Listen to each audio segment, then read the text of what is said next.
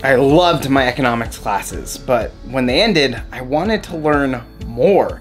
Since reading a textbook is about as interesting as watching the national debt increase, I started reading economics books. But soon, I couldn't find any good ones. I started worrying that if I couldn't find something to read, I'd lose everything I learned about economics. And without something to read, I know I'll just waste my time on Reddit. If you feel this way, you're not alone, because one of the most common questions I get is, how can I find good economics books? So in this video, I want to give you 3 tips that will help you find good books to learn more about economics. And these tips are going to be good whether you're at the very beginning of your economics journey or you're so far into it you feel like you've hit the point of diminishing returns. And throughout this video, I will be unpacking this backpack which holds books that fit each of the tips that I'm going to give you. First, let me start with the number 1 thing stopping you from finding good books in economics. This might be your problem if you feel like economics books have just become too repetitive.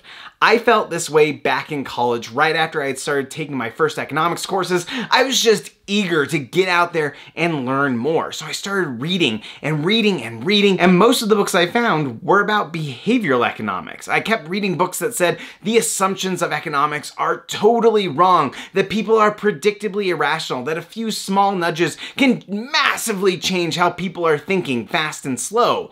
And it got to the point where I thought, I really couldn't find any more interesting economics books. But this isn't a problem that is unique to economics books. This is a problem with any popular books. It used to be there was a time where you could not pick up a popular nonfiction book without it discussing deliberate practice at some point in there. You can see this even in fiction. As soon as Hunger Games got popular, everybody was writing dystopian young adult fiction. Popular culture follows waves, and people try to jump on those waves and ride them so that way their stuff can have greater levels of success. So if you have read a lot of economics books but you feel like you can't find anything good anymore, I recommend staying away from the bestsellers or the popular books. Now, if you enjoy popular economics books but you feel like you've read too many of them, one of the suggestions in my bag is Who Gets What and Why by Al Roth. This book is amazing, it's incredibly accessible, and it will change the way you think about markets.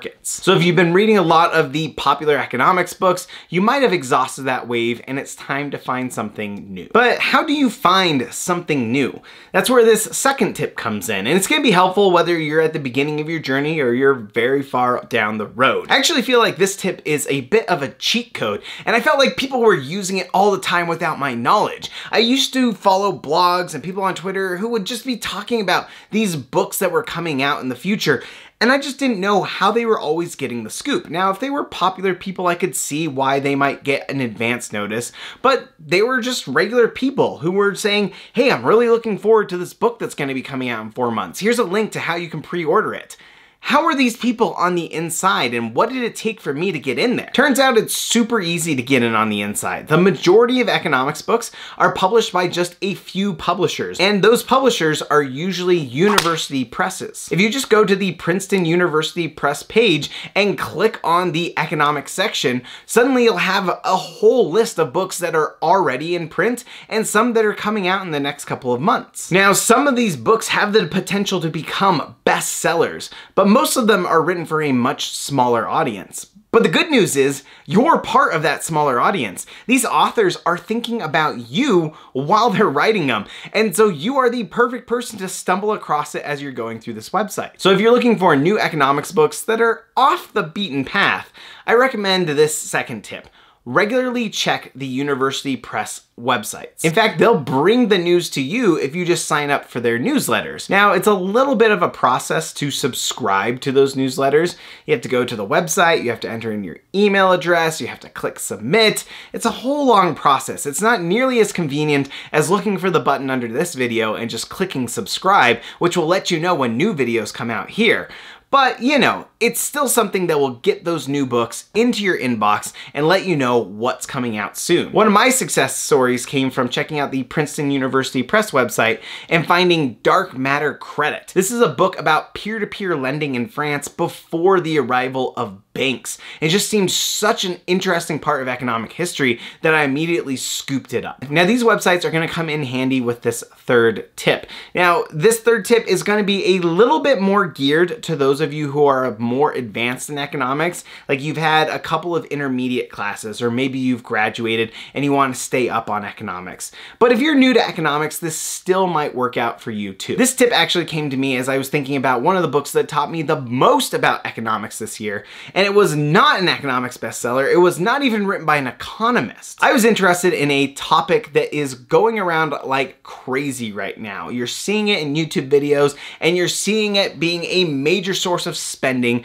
for really big companies. You might have heard of the metaverse. Mark Zuckerberg is championing this cause by throwing billions of dollars into trying to develop VR and AR and lots of concepts that are shoved into what is broadly called the metaverse. And obviously, if we are supposed to be spending a lot of time in some digital universe, there needs to be a viable economy. You need to have exchange, commerce, you need to have property rights. There's so many issues that need to be addressed if we expect the future of the internet to be in a virtual online environment. As an economist, I just find those issues fascinating, so I decided to pick up Matthew Ball's new book, The Metaverse. That seems pretty appropriate, right?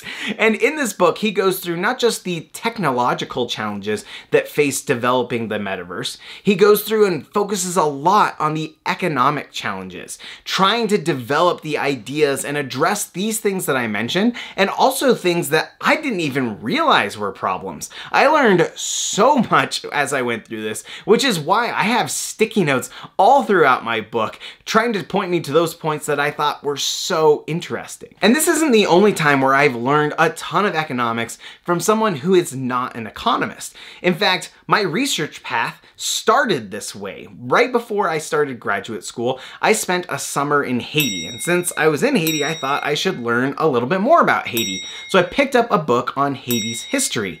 And throughout the book, all these details really popped out to me because of my training in economics. There would be a claim, and I would think, whoa, that seems like something that was not good for Haiti's economic development. Or there would be some kind of conclusion about economics where I thought, I'm not sure if I agree with this. Now, because I had that economics training, I was able to learn more about Haiti's history. And because I was learning Haiti's history, I started learning more about economics. That's because there's a limit to how much you can learn about economics by just reading books written by economists. If you want to really deepen your understanding of economics, you need to go outside of the discipline and see what other people are saying. Does it correspond to what you've learned? Is it something that means that what you've learned needs to change? And so my third tip for you is to go outside of the economics discipline and start looking at books that can teach you about other things in the world. Now, these 3 tips are going to be helpful in finding economics books, but sometimes you want some more immediate recommendations. That's why I have put together this playlist of books that I have recommended on this channel. I guarantee you're gonna find something in there that you not only love, but it will change the way you see the world.